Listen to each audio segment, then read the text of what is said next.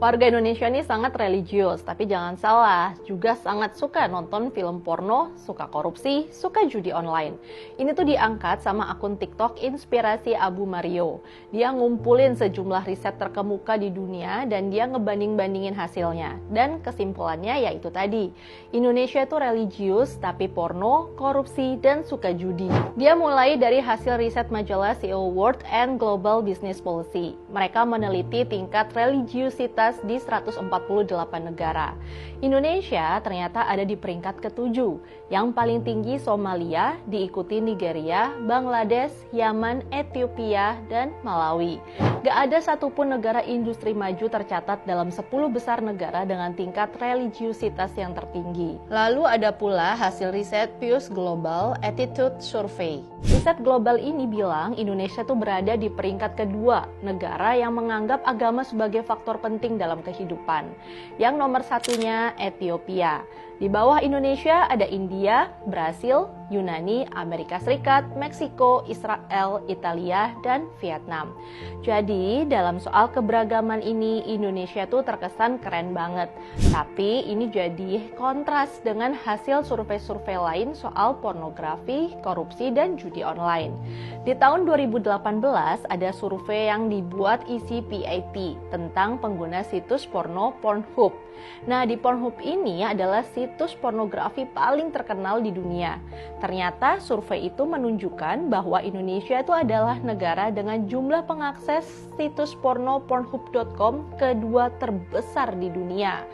Jadi religius sih religius ya, tapi juga doyan konten porno. Lalu ada pula Microsoft Digital Civility Index tahun 2020 tentang tingkat keberadaban netizen di 32 negara.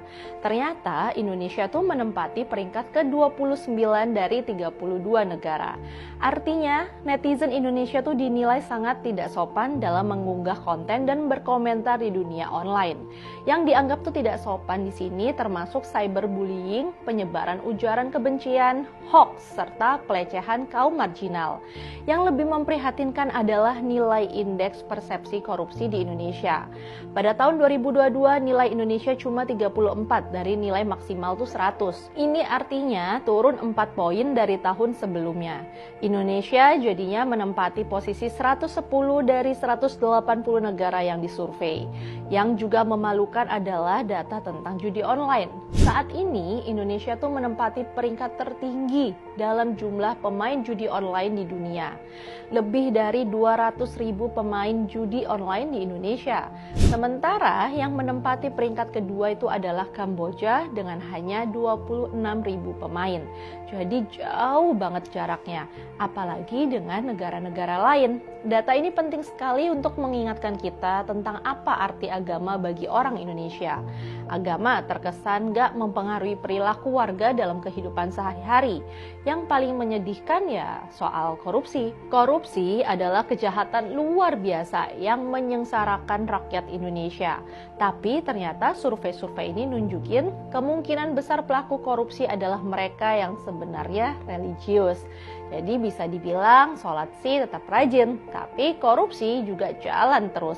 Rasanya para pemimpin agama di Indonesia perlu mengembangkan pendidikan keagamaan yang di dalamnya termuat materi tentang sikap anti korupsi, anti pornografi, anti judi, anti ucapan kebencian, hoax, dan semacamnya.